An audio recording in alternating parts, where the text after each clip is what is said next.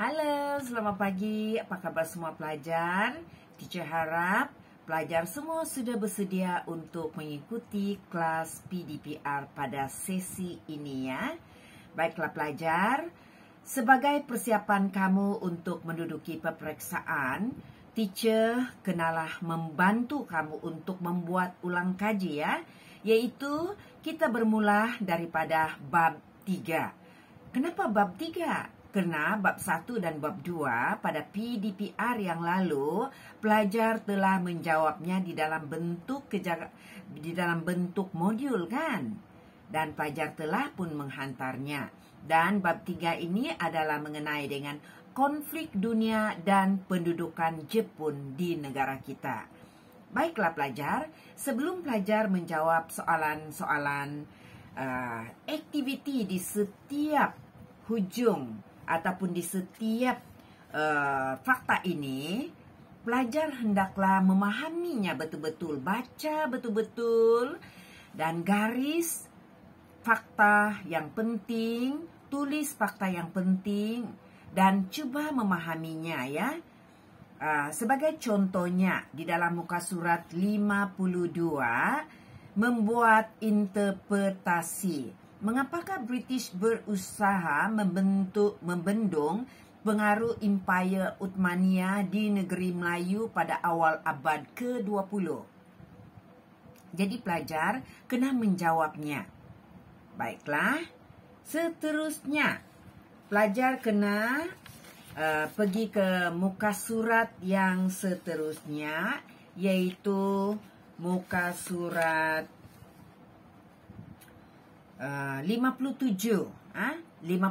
itu dan 56 ya, 56 dululah. Jerman dikenakan tindakan seperti yang terkandung dalam Perjanjian Versailles. Bincangkan.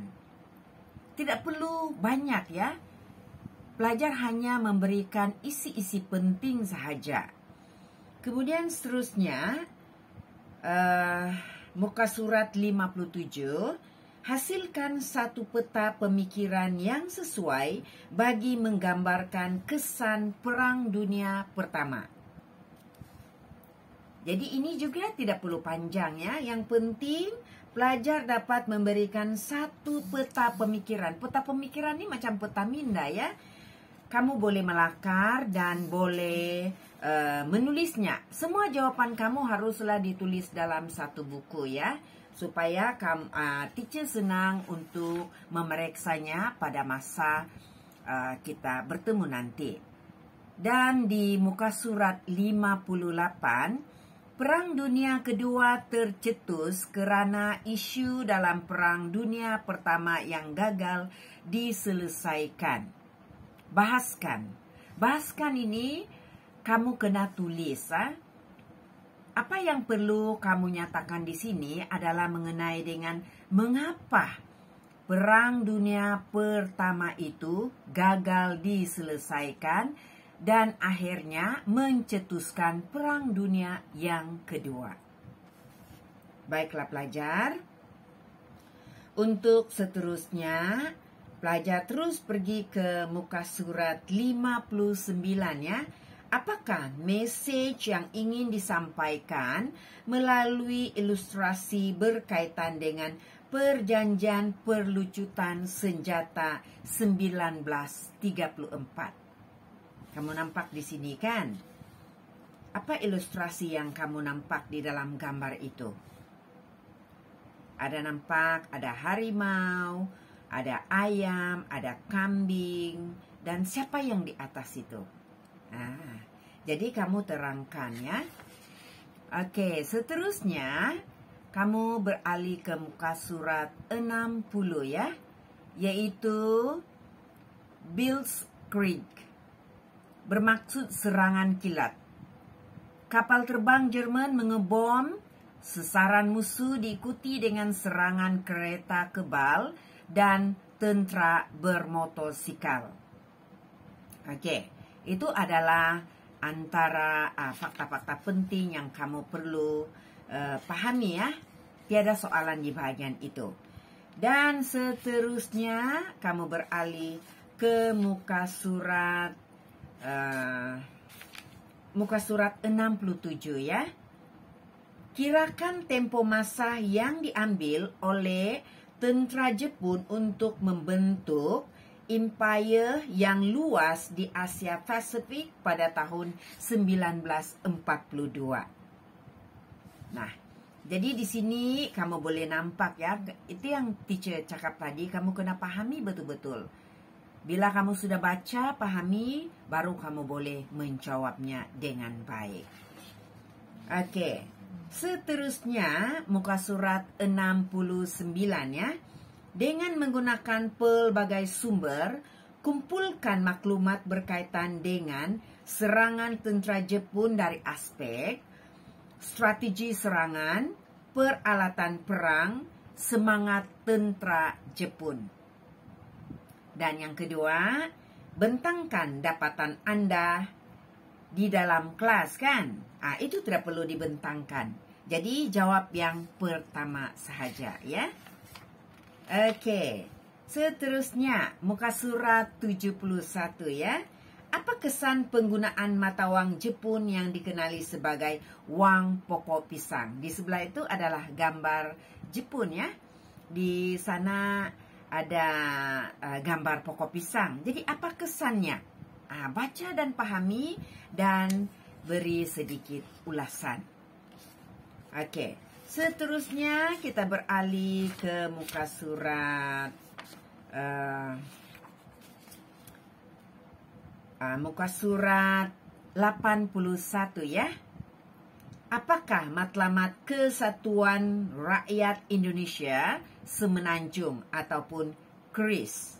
Apa matlamat kesatuan tersebut?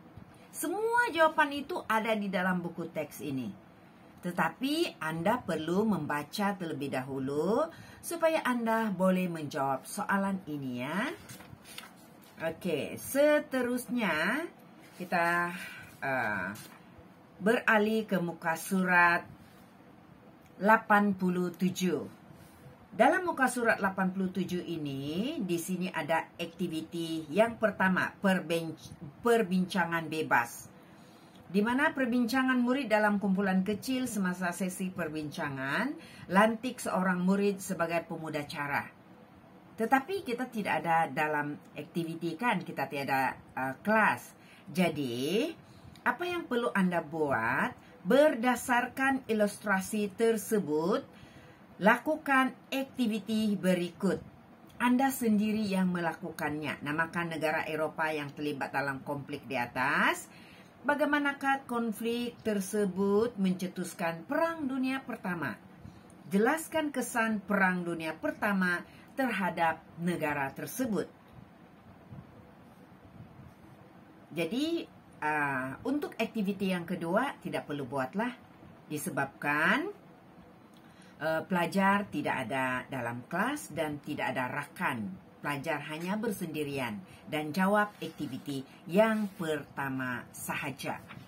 Dan seterusnya, untuk aktiviti yang kedua, kita akan teruskan di dalam sesi ini, di mana pelajar hendaklah menjawab soalan ini ya, soalan pertama dan soalan kedua.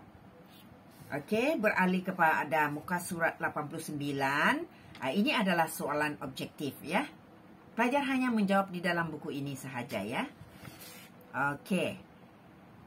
Untuk muka surat 90, soalan ini, soalan nombor 6, pelajar kena menjawabnya. Jadi, itu saja untuk kelas ulang kaji hari ini. Teacher harap pelajar benar-benar menggunakan masa, peluang, ruang yang ada ya. Jadi, teruskan belajar dan sampai berjumpa lagi ya. Okey, bye-bye. Terima kasih.